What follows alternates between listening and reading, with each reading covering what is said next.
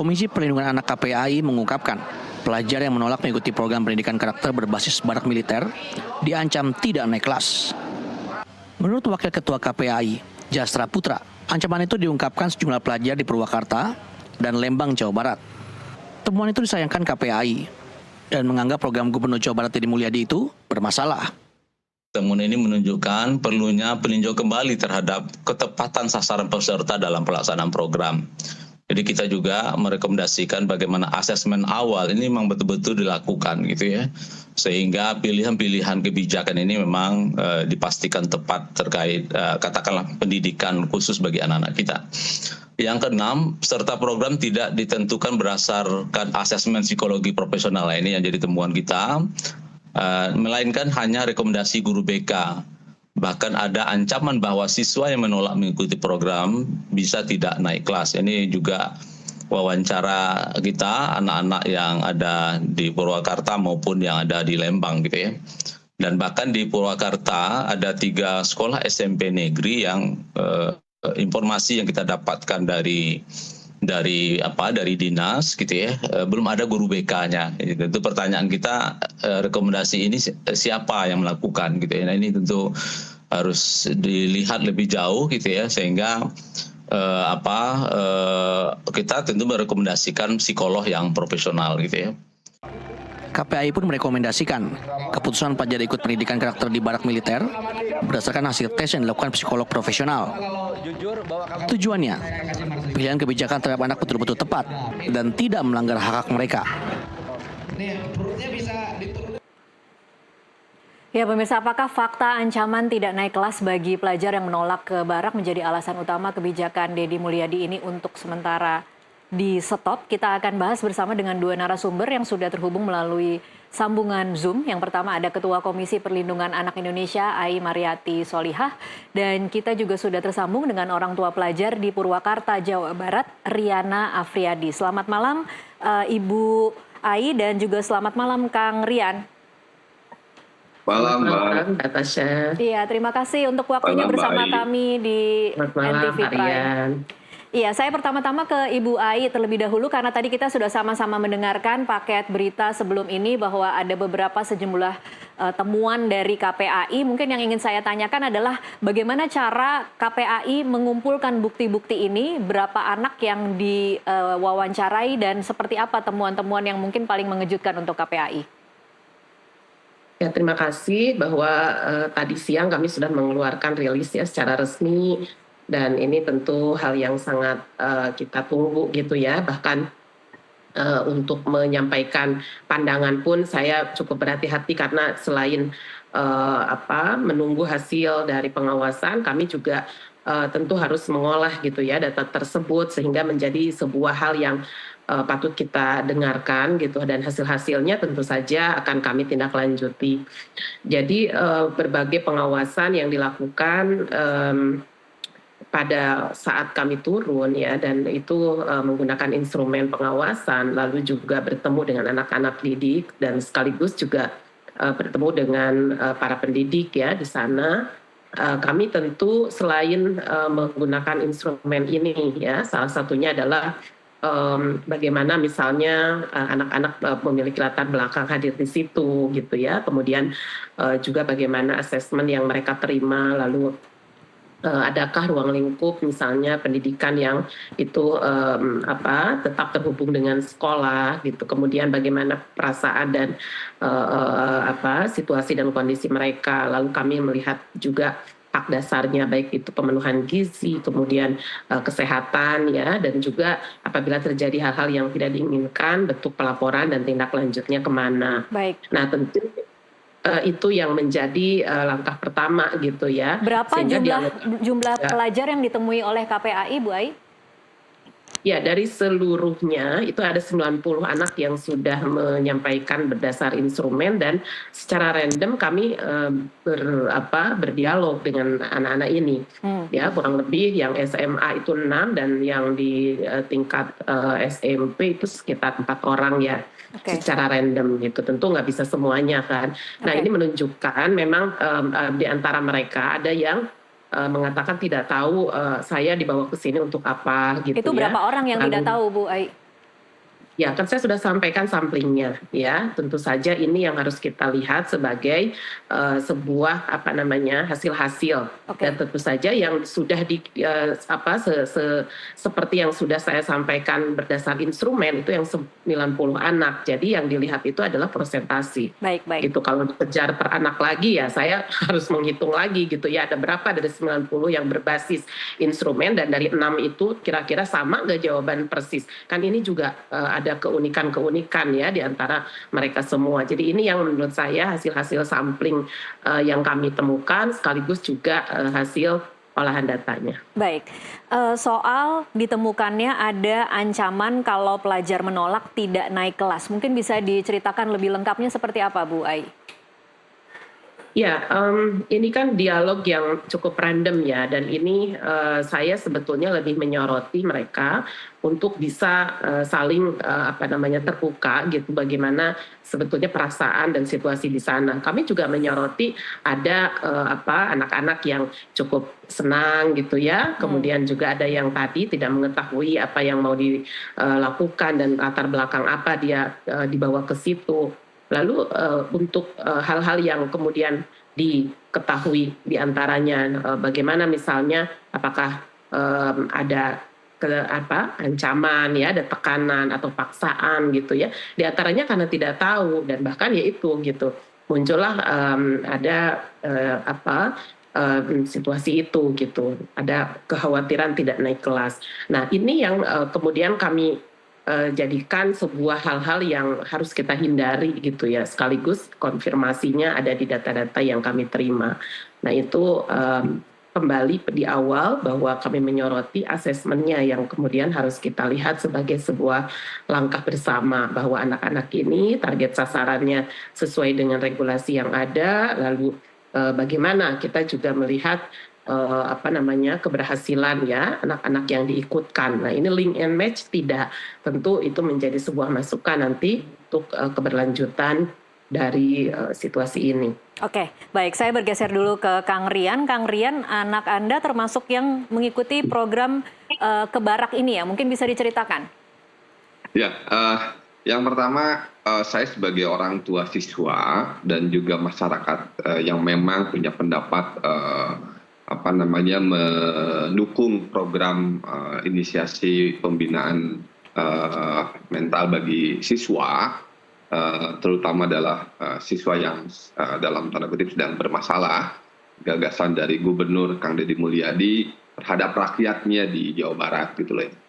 Kebetulan memang anak saya tidak mengikuti program ini, tetapi anak saya malah sangat antusias, malah ingin ikut. Ya. Nah, begini. Anak Anda tidak ikut ya berarti, Kang Rian? Ya, belum ikut. Ya. Oke, kenapa Anda mendukung program ini? Ya, pertama begini, saya sudah pernah sampaikan juga, mari kita melihat kedalaman dari gagasan serta inisiasi dari Gubernur Kang Deddy Mulyadi atas program pembinaan mental dan disiplinan bagi siswa yang memang sedang bermasalah ini. Jadi kami melihatnya bahwa ini inisiatif yang positif, di mana setelah dijelaskan secara kedalaman bahwa keterlibatan orang tua di dalamnya ada pada saat program ini, kemudian juga instrumen-instrumen lainnya untuk pembinaan karakter, pengembangan karakter, disiplin dan lain-lain seperti ada psikolog dan lain-lain juga ada di dalamnya. Ini saya pikir ruang yang memang bisa dijadikan sebagai media ruang yang untuk menumbuhkan keintiman akhirnya antara orang tua dengan siswa yang ada di dalam depo pendidikan yang kebetulan ada di perangkat militer milik negara saja kan gitu. Kang Rian, kalau tadi kita mendengarkan mungkin tadi Bu Ai juga tidak sempat menjabarkan apa saja temuan-temuannya, tetapi mungkin temuan KPAI selama pelaksanaan 2 minggu ini diantaranya adalah penentuan asesmen siapa yang bisa masuk, siapa yang tidak bisa masuk. Kemudian kualifikasi pembina di Barak yang tidak cukup mumpuni untuk menangani anak-anak. Hal-hal seperti itu menurut Anda tetap tidak apa-apa untuk program ini dijalankan terus? Ya, malah saya tadi garis bawahi yang disampaikan oleh Bu Ai ya. ada yang paling penting tadi yang sampaikan, ini adalah langkah bersama. Jadi kalaupun ada kemudian temuan dari teman-teman KPAI, ya ini diharapkan menjadi bentuk penyempurnaan, kan gitu loh, ya. Bukan menjadi penentangan bagi kami sebagai masyarakat dan sebagai orang tua saya pribadi, ya saya harapkan dari KPAI ini menjadi penyempurnaan terhadap program yang sudah digagas ini. Kan seperti itu. Baik. Ya apa namanya, misalkan ada kurangnya tenaga pendidik dan lain-lain, ya itu kan bisa disempurnakan. Artinya bahwa bisa lebih diyakinkan kepada masyarakat bahwa program ini itu memang memiliki tujuan yang memang baik untuk pengembangan. Tapi Anda tidak setuju kalau di stop ya, Pak Kang Rian? Ya. Anda tidak setuju kalau di stop? Oh tidak. Saya malah ya lanjutkan dan disempurnakan gitu loh. Lanjutkan dan disempurnakan. Oke, baik. Karena saya akan bergeser ke Bu Ai. Bu Ai, rekomendasi KPAI justru di stop dulu untuk dibenahi ya, Bu Ai? Ya, Mbak Tasya harusnya membaca siaran resmi kami dan sudah saya baca, Bu Ai. Sampaikan. Sudah saya baca. Di situ sangat jelas bagaimana rekomendasi kami terkait revitalisasi lingkungan keluarga, sekolah, ya, lingkungan pertemanan yang positif, dan bagaimana mengubah pandangan negatif menjadi dukungan positif.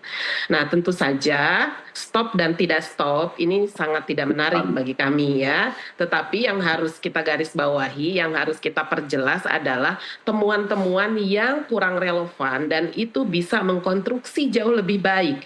Sehingga ini kan menjadi alat kita mengoreksi bersama, duduk bersama, membangun langkah bersama. 14 hari untuk anak merubah itu tidak mungkin.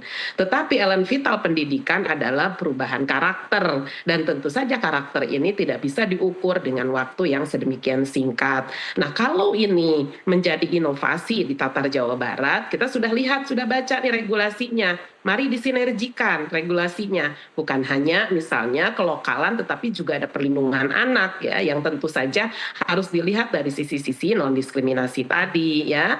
Kemudian bagaimana anak-anak ini bisa memberi pandangan, memberikan jadi tidak memiliki kultur militeristik yang dikhawatirkan itu hanya misalnya atasan bawahan, tapi tumbuh kembang secara optimal dan berkarakter itu mereka kritis, memiliki cara pandang yang positif, memiliki ide gagasan yang kemudian kita berikan ruang seluas-luasnya. Nah, ini kan feeding bagaimana supaya langkah-langkah bersama ini, pendidikan ini menjadi kian lebih optimal lagi gitu ya dalam membangun karakter. Nah, kemudian apa saja yang kita sudah punya instrumen yang sudah kita berikan, harmonisasi regulasi ini yang masih ada jomplang, definisi, kriteria, indikator yang membutuhkan perlindungan khusus gitu. Dan bahkan saya berharap Kang Rian, kalau bisa ya tidak perlulah ke barak. Ini kan bukan soal di barak dia akan menikmati fasilitas atau apa, tapi revitalisasi keluarga gitu.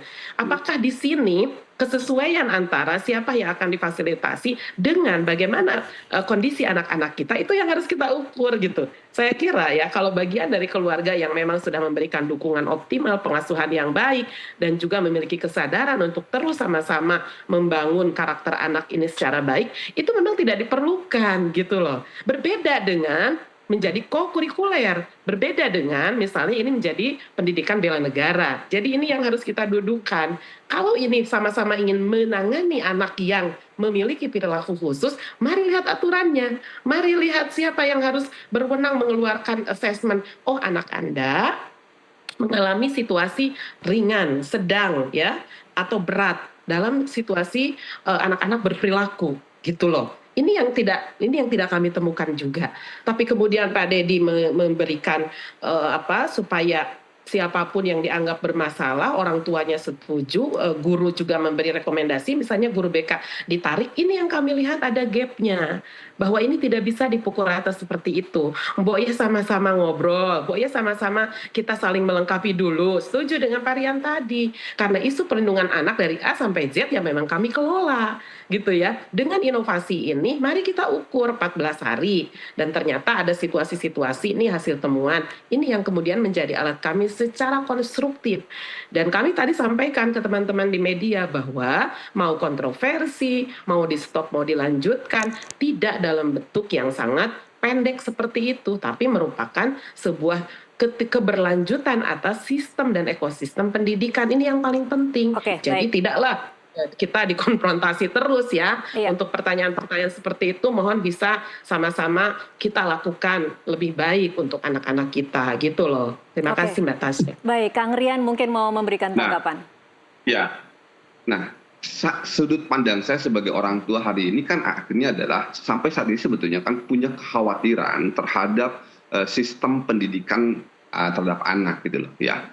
Nah kekhawatiran orang tua ini yang kemudian ada timbul gagasan ide dari pemimpin gubernur Jawa Barat yang seperti ini kan ini tanggap positif gitu loh. Oke, Ya. mohon Nah, maaf tinggal Pak bagaimana Kang Rian, mohon maaf saya potong, khawatir dengan sistem pendidikan dan lebih percaya kepada barak TNI, seperti itu atau gimana?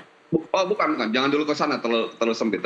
Jadi begini, khawatir saya sebagai orang tua. Contoh, KPAI pernah merilis tahun 2021 tentang angka kematian akibat tawuran 35 orang di tahun 2021. Taruh sampai 2025 kalau rata-rata per tahun seperti ini kan kekhawatiran kami sebagai orang tua. Lalu Kepolisian Republik Indonesia tahun 2023 merilis 6.004 orang anak sebagai korban kecelakaan lalu lintas akibat sebagai mengemudikan kendaraan yang belum memiliki lisensi. Kepolisian Republik Indonesia melakukan tahun 2000. Kan ini kekhawatiran yang kemudian tidak selalu dalam pengawasan secara kasat mata terus 24 jam oleh orang tua kan gitu loh ya. Nah, kemudian lahirlah ada gagasan medium untuk kemudian memperbaiki untuk meningkatkan kualitas karakter, pengembangan karakter anak dan lain-lain. Ini menjadi diskursus. Nah, masuk kemudian KPI dengan instrumennya, saya sangat apresiasi sekali yang kemudian ini menjadi langkah penyempurnaan. Karena saya anggap program pembinaan mental atau pengembangan karakter di barak militer ini, tetapi bukan ala militeristiknya, ini kan sebagai suplemen saja, bukan menjadi kurikulum yang baku yang kemudian harus nantinya setiap sekolah, ini kan suplemen. Gitu loh. Nah, bagaimana kemudian suplemen yang menjadi bagian kecil dalam kurikulum pembelajaran secara besar itu kemudian kita sempurnakan. Baik. Dengan temanya adalah bagaimana membina kedisiplinan mental dan pengembangan karakter anak sesuai dengan kurikulum Merdeka Belajar Merdeka yang hari ini kemudian kita jalankan. Tapi satu sisi yang lain saya sebagai orang tua punya kekhawatiran terhadap kurikulum itu kan begitu. Oke, ini yang menarik Mbak Tasya. Jadi sebetulnya cara pandang Pak Ian dengan saya itu hampir mirip. Karena ini sebetulnya adalah peningkatan kualitas pendidikan atas pencegahan terjadinya anak-anak dalam situasi khusus. Iya. Gitu ya. Dan kalaupun terjadi, ini kan pengandaiannya justru sudah terjadi tanpa assessment, Iya. tanpa ada revisi referensi. Bahwa anak ini apakah benar yang merokok dengan yang melakukan tindakan perkosaan disamakan di satu barak, pertanyaan saya. Iya. Yang suka tawuran dengan anak yang bolos sekolah disatukan di satu barak, pertanyaan saya. Ini hal-hal yang harus kiranya menjadi alat kita untuk bisa lebih membenahi. Dan tentu saja bahwa seluruh elemen vital pendidikan kita selain pembentukan karakter juga mencegah situasi yang tadi disampaikan oleh Pak Ian. Saya pun sebagai orang tua yang memiliki anak-anak, disinilah gitu ya, penempatan atas inovasi pendidikan yang harus betul-betul diletakkan sesuai dengan proporsinya. Saya setuju ada bela negara, misalnya kemudian kokurikuler pendisiplinan, lalu pendekatan ekstrakurikuler maupun juga kegiatan di internal sekolah dan lain sebagainya. Nah, ini yang harusnya dikembangkan dan sudah punya tempatnya, gitu. Sebetulnya ini sudah punya tempatnya, tetapi kembali optimalisasinya di mana, ruang lingkup di mana, lalu sejauh mana ukuran-ukurannya. Pramuka itu dari hulu sampai hilir membangun kedisiplinan itu. Iya. Kalau dianggap gagal dan kemudian tidak berhasil membangun kedisiplinan, mari kita lakukan pemetaannya. Apakah anak pramuka ini yang dianggap aktif aja sementara yang jarang sekolah, bolos sekolah ditinggalkan? Saya kira juga di sini yang harus kita buka secara lebih luas lagi. Tetapi kalau anak-anak sudah teridentifikasi, mohon maaf saya menyebutnya ya, dari kalimat anak nakal saja yang tidak sesuai dengan undang-undang, lalu tidak ada referensi baik itu asesmen maupun hasil dari bimbingan psikologis gitu ya, atau hanya sekurang-kurangnya misalnya dia mendapatkan hasil dari asesmen dirinya sebagai seseorang yang bermasalah secara psikologis misalnya, itu kan belum kita temukan, sehingga perubahan-perubahan yang kita harapkan itu lebih signifikan gitu, dan tempat untuk dia dilakukan intervensi bagi fisik, jiwa, dan mungkin psikologisnya itu link and match dengan keberadaan yang dihasilkan di awal. Nah, mohon maaf, ini yang kemudian ya menjadi alat kita bersama untuk membenahi. Dan jangan lupa, memang sebenarnya orang tua yang menyadari seperti Pak Ian inilah yang dibutuhkan anak-anak kita gitu, bukan barak militer gitu ya. Bagaimana revitalisasinya? Saya bertanya Pak Ian, coba dalam setahun Bapak dapat edukasi dari sekolah aja misalnya sebagai komite untuk memampukan Bapak memberi dukungan pengasuhan positif pada anak berapa kali Pak? Ya kan? Itu gratis, itu tidak berbayar gitu. Atau mungkin lebih jauh lagi nih, agak pribadi nih Bu Ai bertanya, dari kuota yang Bapak miliki setiap hari ada berapa kali Bapak mendownload, mencari informasi, memberi dukungan pada saya sebagai orang tua untuk memampukan lebih kuat lagi bagaimana memberi dukungan pada anak-anak kita. Nah, setidak-tidaknya ini upaya dan inovasi sekali lagi ya Mbak Tasya, namun karena ini sudah di bawah kendali pemerintah daerah, kemudian juga sudah melibatkan berbagai pihak dan tentu kita terikat pada leading sector, mari sama-sama kita mengacu gitu pada penguatan-penguatan konvensional yang memang sudah ada dan menjadi dambaan dan juga memang tempat sekolah untuk perubahan perilaku ke arah yang lebih baik. Akan tetapi apabila nanti kekhawatiran yang tadi dirasakan Pak Ian ini mewakili ya masyarakat di luar sana, ini masih kurang dan belum optimal di sekolah, yuk kita carikan ruang alternatif yang positif gitu, bukan lantas serta-merta memukul rata bahwa misalnya ada satu leading sector yang bisa merubah tadi situasi anak-anak kita yang memiliki perilaku-perilaku khusus tadi.